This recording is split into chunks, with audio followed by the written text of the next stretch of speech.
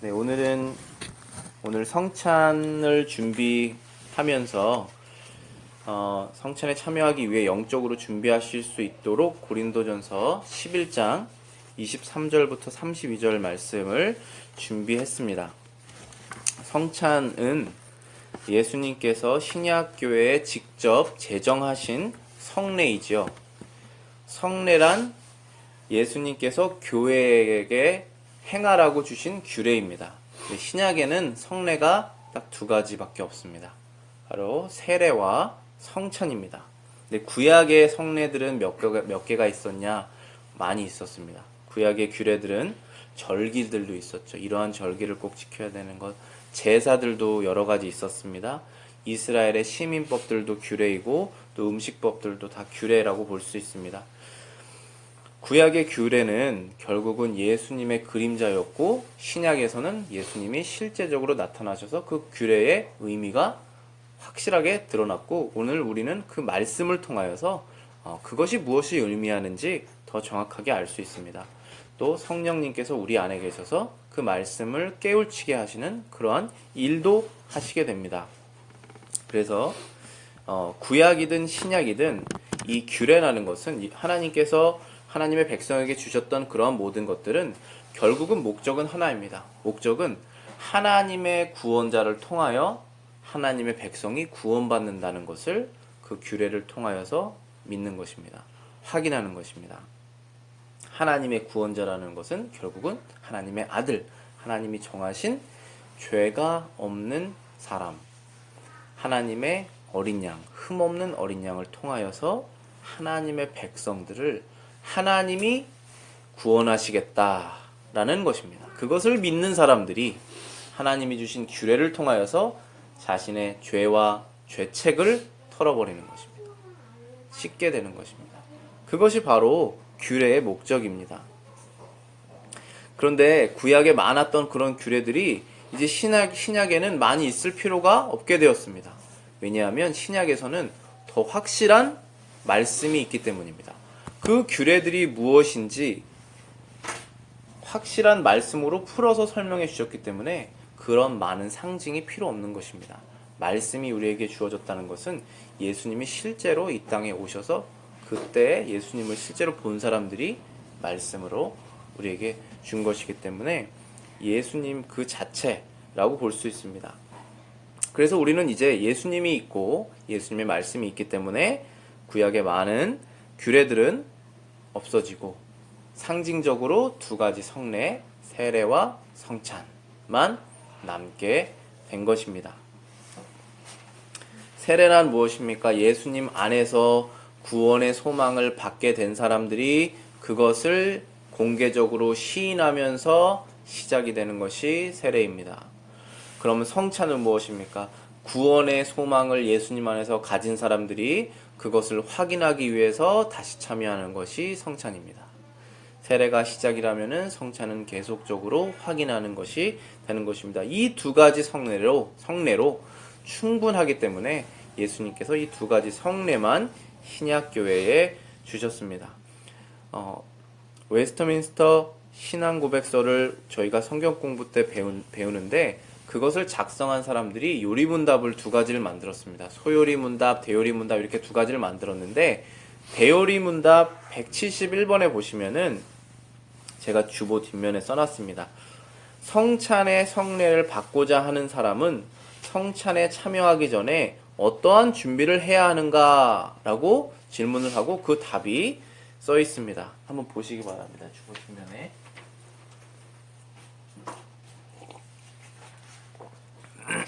성찬의 성례를 받는 사람은 성찬에 참여하기 전에 이에 대한 준비를 해야 한다. 곧 먼저 자신이 그리스도 안에 있는가를 살펴야 한다. 자신의 죄와 부족을 느끼고 모든 사람에 대한 부족을 느끼고 진리에 관한 자신의 지식, 믿음, 회개를 살피고 하나님과 형제들에 대한 사랑과 모든 사람에 대한 사랑이 있는가를 살펴야 한다. 자기에게 잘못한 사람들을 용서하고 그리스도를 사모하는 마음과 새로운 순종을 다짐함으로써 은혜를 새롭게 받으며 같이 묵상하고 뜨겁게 기도함으로 성찬 준비를 해야 할 것이다.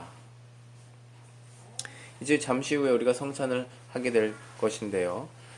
성찬을 하려면은 우리의 준비라는 것은 영적인 준비입니다. 근데 성경을 통하여서 신앙 고백서를 만든 그 회의에서 이 문답을 이렇게 만들었을 때 어떠한 준비를 해야 했는가 했을 때 좀 구체적으로 답을 요약을 해본 것입니다. 자신을 살피라는 것인데, 자신을 살핀다는 뜻은 결국 한 가지를 살피는 것입니다. 무엇을 살피는 것일까요? 자신이 그리스도 안에 있는가, 그렇지 않은가. 그 한 가지만 살피면 됩니다. 하나님의 거룩한 나라에 들어갈 자격이 있는가? 그럼 자격이 어디에 있는가?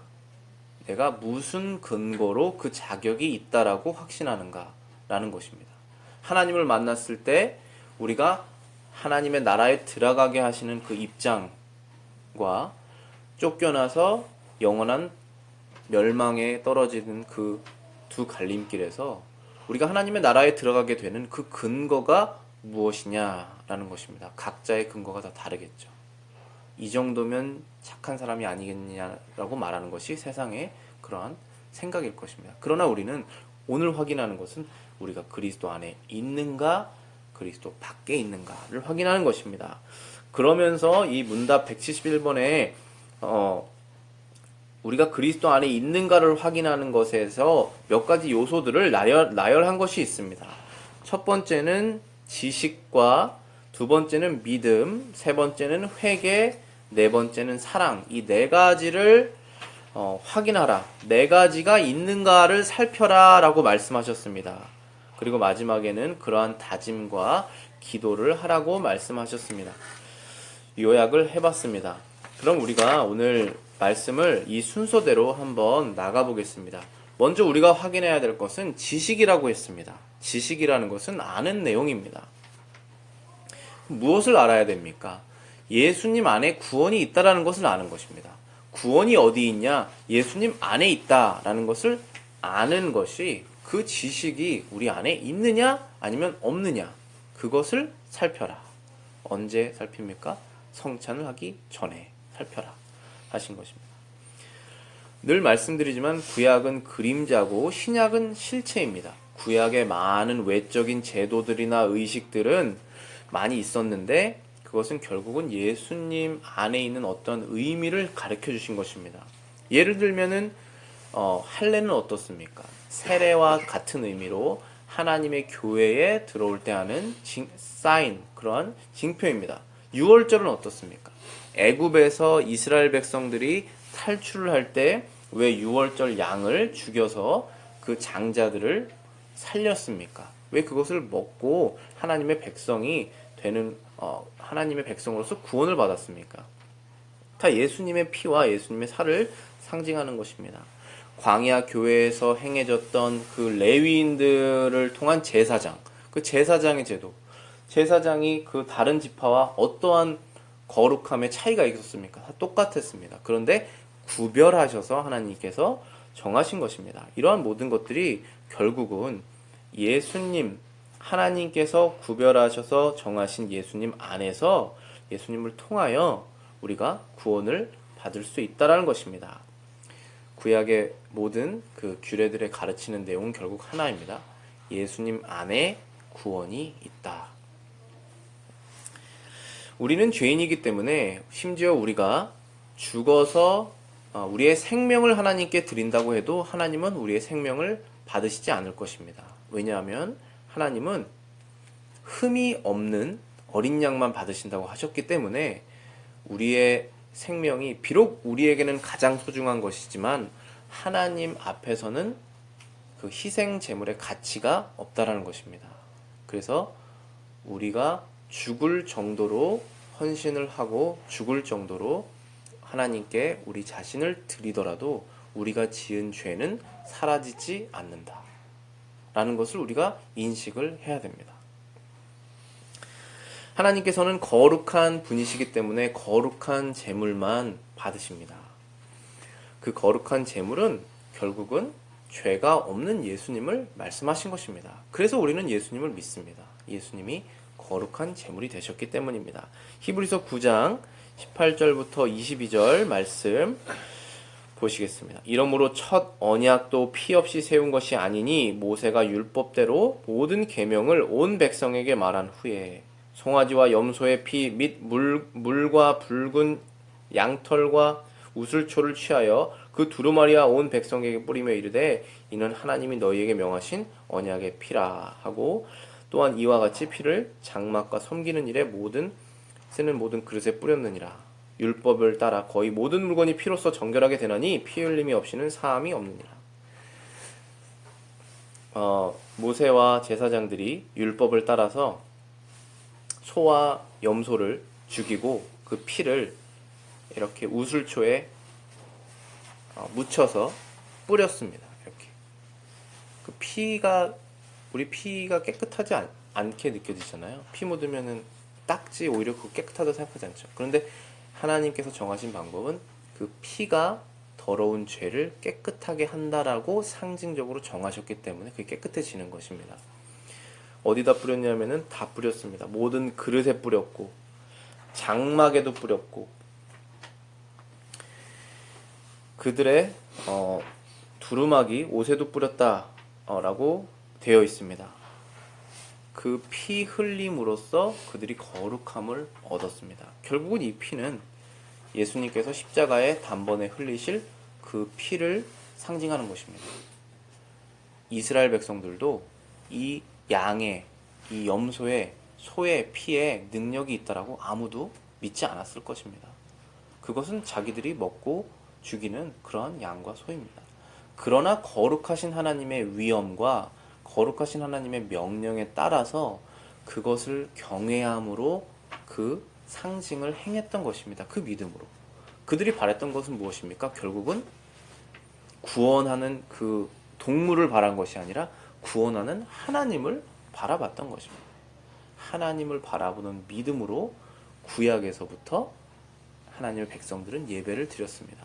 그것이 실제적으로 예수님을 통해서 드러나게 된 것입니다. 그래서 구약이든 신약이든 그 상징을 통해서 형식적으로 참여했던 사람에게는 구원이 없을 것입니다. 신약도 마찬가지입니다. 상징을 통해서 빵과 포도주를 그냥 먹어서 내가 죄가 치유되어야겠다라고 생각하는 그러한 것으로는 구원의 능력이 임하지 않을 것입니다. 구원하시는 하나님을 보았을 때, 바라보았을 때, 십자가에서 우리를 위해서 죽으신 예수님을 믿음으로 바라보았을 때 그 모든 은혜의 혜택이 부여될 것입니다. 이 지식이 있느냐를 살피라고 말한 것입니다. 두 번째는 그것을 믿느냐라고 했습니다. 그것을 믿는 믿음이 있느냐라고 살피라고 하셨습니다. 좀 전에도 말씀드렸지만 이스라엘 민족이 애굽에서 구원되고 그리고 하나님의 그 규례들을 행할 때 아무런 믿음이 없이 행했다면 그들에게 구원은 없었을 것입니다. 그것은 한번 생각해 볼 만한 문제인데 구약은 늘 그림자입니다. 그래서 하나님께서 이스라엘 민족을 그 혈통으로 된 민족을 이렇게 구원하셔서 그들을 끝까지 이끄셔서 가나안 땅에 들어가게 하셨지만 그 가나안 땅에 들어간 사람들 그 2세들이죠. 이스라엘의 2세들. 그리고 구약의 1세들이 광야에서 죽은 1세들이 그러면은 2세들은 다 구원을 받았고 광야에서 죽은 1세들은 다 지옥에 가 있느냐? 그렇지가 않잖아요. 그건 상징적으로 하나님께서 보여주시는 것이죠. 그러면은 애굽에서 다 구원받은 이스라엘 백성들이 그러면은 다 홍해를 건넜던 이스라엘 백성들이 다 천국에 있느냐? 그건 잘 모르는 일이죠. 그러나 하나님께서 상징적으로 이스라엘 전체를 혈통적으로 구원하셨다는 것이죠. 근데 그 혈통은 항상 신앙의 혈통입니다. 우리가 이스라엘의 피가 섞여 있지 않지만 아브라함을 우리의 조상이라고 부르지 않습니까? 믿음의 조상이라고 부르는 것입니다. 아브라함이 믿은 하나님을 우리도 믿기 때문에 믿음의 조상이라고 부르는 것입니다. 구약에 있는 모든 그 혈통적으로 일어났던 것들이 신약에도 혈통적으로 일어나는 것인데 그 혈은 예수님의 피라는 것이고 그 혈통은 영적으로 예수님의 몸에 들어가게 되는 사람들, 예수님의 교회에 들어가는 사람들이 다 이스라엘, 영적인 이스라엘이라고 말씀하시는 그런 내용입니다. 그래서 우리가 복음을 아는 것이 중요한 것이 아니라 영적으로 거듭이 나서 그것을 믿느냐라는 것이 중요한 것입니다. 그래서 우리가 믿음으로 구원을 받습니다. 아는 지식으로 구원받지 않습니다. 그래서 두 번째 확인하라는 것이 확실히 아느냐라는 것이고 그 아는 것을 믿느냐, 두 번째 그 믿느냐라는 것을 확인하라고 하는 것입니다. 성찬을 하기 전에. 그것은 굉장히 단순한 복음입니다. 로마서 1장 16절 17절에 내가 복음을 부끄러워하지 아니하노니 이 복음은 모든 믿는 자에게 구원을 주시는 하나님의 능력이 됨이라. 먼저는 유대인에게요 그리고 헬라인에게로다. 복음에는 하나님의 의가 나타나서 믿음으로 믿음에 이르게 하나니 기록된 바 오직 의인은 믿음으로 말미암아 살리라 함과 같으니라. 복음을 믿은 사람은 그 후로부터 거듭나게 되며 하나님을 섬기기 원하며 한평생 하나님을 위하여 그의 인생이 바뀌게 되는 것입니다. 그렇기 때문에 복음이라는 것은 그에게 부끄러운 존재가 아니라 그의 삶을 변화시키는 능력이 되는 것입니다. 그 전까지는 자신의 만족을 위해서 살다가 이제는 하나님을 위하여 하나님을 만족시키는 삶을 살 때 기쁨을 얻는 것, 그것이 바로 구원받은 자들의 모습입니다. 그것은 예수님을 구원자로 믿는 믿음으로부터 시작되는 것입니다. 그것은 단순한 후회나 참회도 아니고 예수님을 믿는 믿음으로부터 시작됩니다. 그래서 예수님 안에 구원이 있다는 것은 예수님이 그 인생 가운데 없으면 비록 그의 삶이 믿는 사람과 비슷하게 보일지라도 그것은 전혀 다른 길을 가고 있다는 것입니다. 어떠한 의식에 우리랑 비슷한 그 기독교와 비슷한 의식을 하고 있는 그 천주교 안에서도 그 형식적으로만 비슷할 뿐이지 많이 나가면 미신적이게 되지만 어떠한 것들은 비슷하게 보이지만 전혀 다른 길을 가고 있는 것입니다. 그래서 우리는 우리가 아는 것을 마음으로 영적으로 믿는 것, 그런 후에 그 의식에 참여하는 것이 중요하다라고 말씀하신 것입니다. 그렇지 않다면 아무런 성찬의 혜택이 없다라고 말씀하시기 때문입니다. 세 번째 우리가 확인해야 될 내용은 회개입니다. 우리가 먼저 지식으로 알고 그 다음엔 그것을 믿고 그 다음에 확인해야 할 내용은 우리 마음에 회개하는 마음이 있느냐, 그것을 확인하고 성찬에 참여하라 라고 말씀하셨습니다. 골로새서 2장 11절부터 15절 말씀에는 또 그 안에서 너희가 손으로 하지 아니한 할례를 받았으니 곧 육적 몸을 벗는 것이요 그리스도의 할례니라. 너희가 세례로 그리스도와 함께 장사한 바 되고 또 죽은 자들 가운데서 그를 일으키신 하나님의 역사를 믿음으로 말미암아 그 안에서 함께 일으키심을 받았느니라. 또 너희의 범죄와 육체의 무할례로 죽었던 너희를 하나님이 그와 함께 살리시고 우리에게 모든 죄를 사하시고 우리를 거스리고 우리를 대적하는 의문에 쓴 증서를 도말하시고 제하여 버리사 십자가에 못 박으시고 정사와 권세를 벗어버려 밝히 드러내시고 십자가로 승리하셨느니라. 골로새서가 지금 말씀하시는 것이 무엇이냐면은 예수님을 믿는 사람들, 예수님이 십자가에서 죽으셨다라는 것은 역사적인 사실인데 그 죽으신 의미가 무엇이냐라고 그러면 하나님의 백성들을 값없이 구원하시겠다라는 것이 그것이 의미입니다. 그것을 아느냐 모르느냐 그 지식을 확인하라고 하셨는데 그것을 안다면 그것을 마음으로 믿느냐 그것을 확인하라고 한 것이 두 번째이라면은 세 번째는 그럼 믿는다면 회개가 있어야 되는데 그것이 우리 안에 있느냐 그것을 한 번 더 확인하라 라고 말씀하시는 것입니다.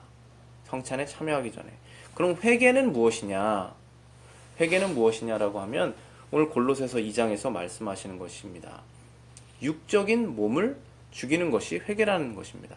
그 전까지는 우리의 필요를 위해서, 우리의 뜻을 위해서, 그것이 육적인 것을 위하여서 살았지만, 이제는 십자가에서 죽으신 그리스도와 함께 우리가 죽었다는 것을 믿고, 그럼으로써 우리가 우리의 그 육적인 것들을 죽이고 그리스도 안에 있는 영적인 것들을 구하는 그런 삶으로 바뀌는 것이 회개라는 것입니다.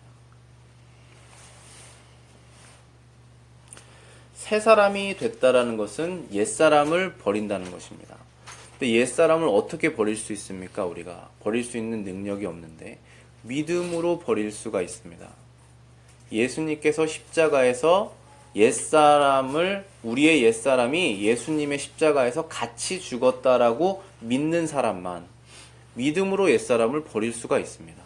왜냐하면 옛사람을 버릴 수 있는 능력이 없기 때문입니다. 옛사람을 버리고 싶어하는 마음이 순간순간 생기더라도 옛사람을 버릴 수 있는 능력은 없습니다. 왜냐하면 능력이 있다면 그는 스스로가 구원자가 될 것입니다. 그러나 우리는 그 능력이 없다라는 것을 믿기 때문에 십자가에서 죽으신 예수님을 바라보는 것입니다. 십자가에서 죽으신 예수님과 함께 지금 여기 골로새서에도 말씀하셨지만 그리스도와 함께 장사된 바 되었다라고 하는 것은 십자가에서 그리스도만 죽으신 것이 아니라 그리스도 안에 속한 모든 사람이 다 죽은 것입니다. 근데 대표로 예수님이 죽으신 것이죠. 그것을 믿을 때 그 그리스도 안에 있는 죄를 회개케 하시고 넘어서게 하는 그 능력이 임한다고 말씀하시는 것입니다. 그럼 만약에 믿지 않으면 임하지 않겠죠. 옛사람을 버릴 수 없겠죠. 그런데 믿으면 버릴 수 있습니다. 그 말씀을 하신 것입니다. 그것이 바로 회개이고 그 믿음을 통한 회개가 우리 안에 있느냐 성찬하기 전에 확인하라 라고 말씀하신 것입니다. 우리는 기억해야 됩니다. 늘 잊어먹으니까 예수님과 함께 우리가 옛사람이 죽었다라는 것을 성찬을 통해서 기억하는 것입니다.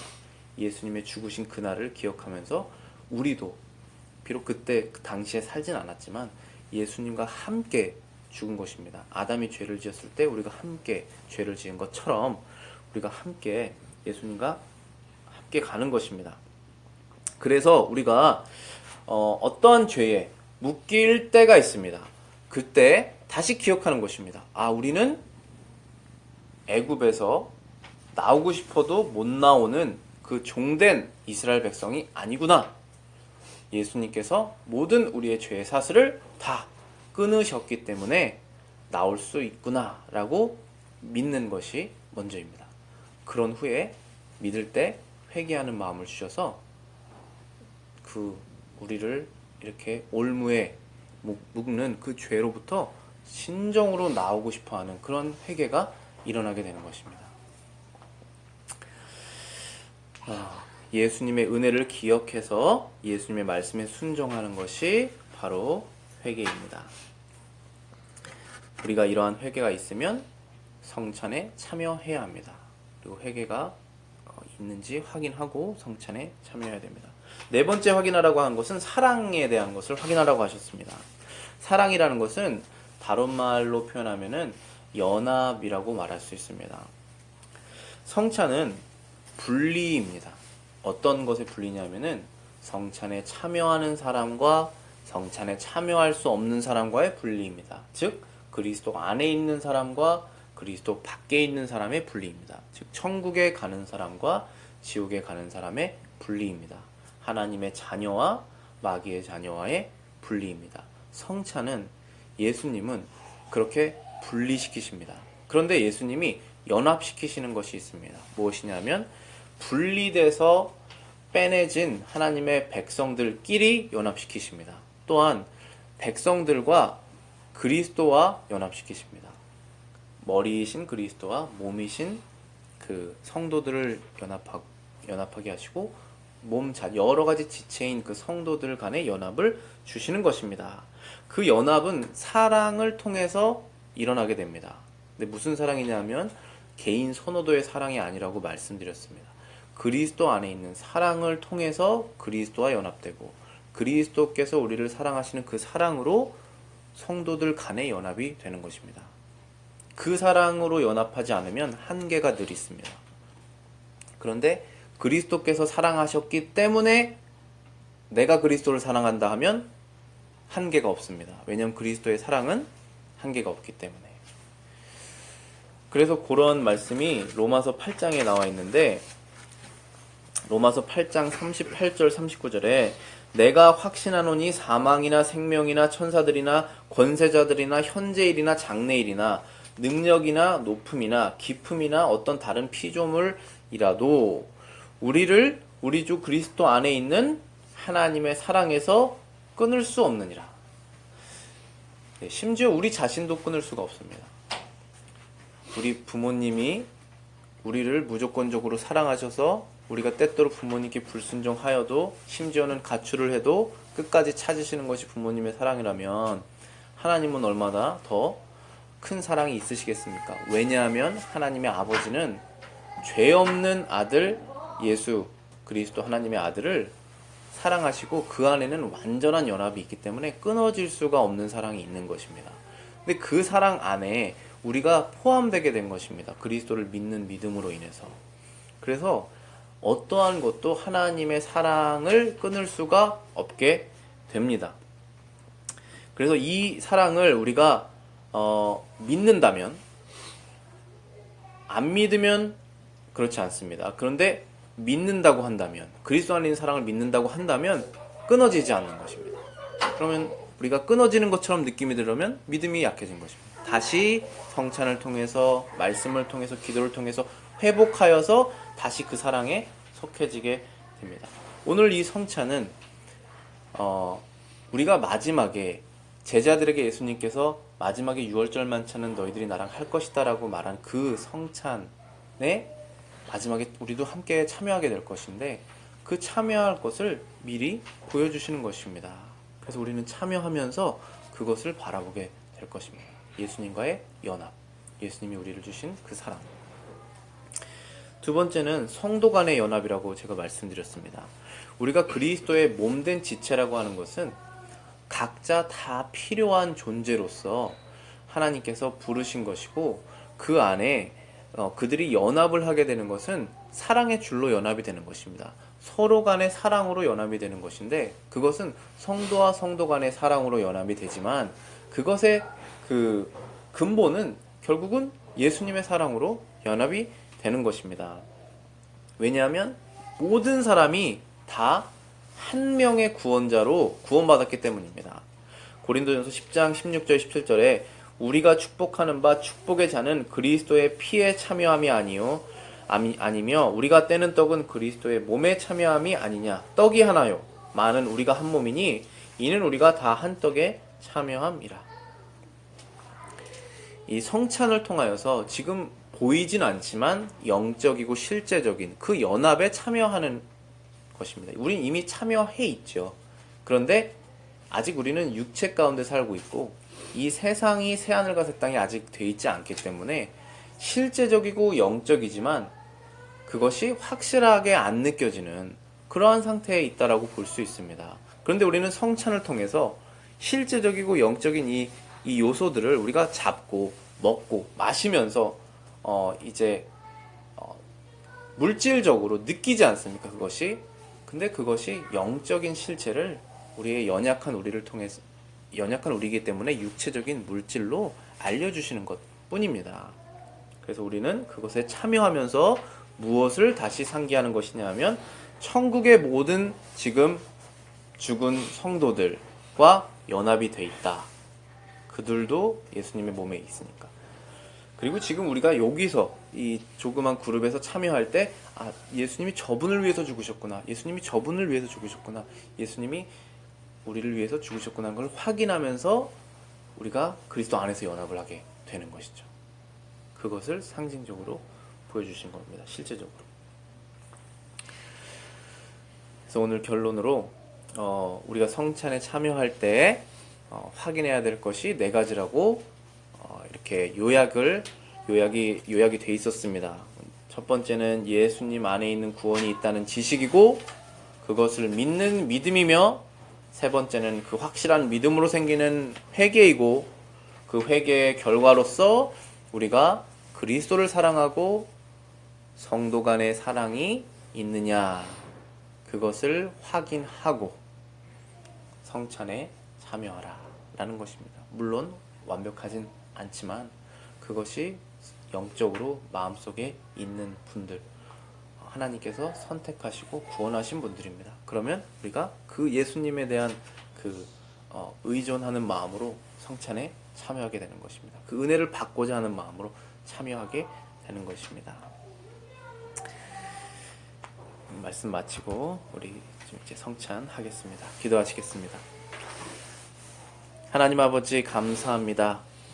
우리를 불쌍히 여기시고 우리를 사랑하셔서 우리가 하나님을 알게 하시고 그리스도를 알게 하시고 또 믿음이 생기게 하신 것을 감사합니다. 회개하는 마음 생기게 하여 주시옵고 또 사랑하는 마음이 생기게 하여 주셔서 우리가 성찬에 참여하며 또 성찬에 참여함으로써 더욱더 그러한 마음들이 생겨서 주님을 기쁘시게 하는 저희들 될 수 있도록 인도하여 주시옵소서. 하나님의 이름이 높아지고 그리스도의 이름이 높아지는 오늘 성찬 또 오늘 예배 될 수 있도록 인도하여 주시옵소서. 예수님의 이름으로 기도합니다.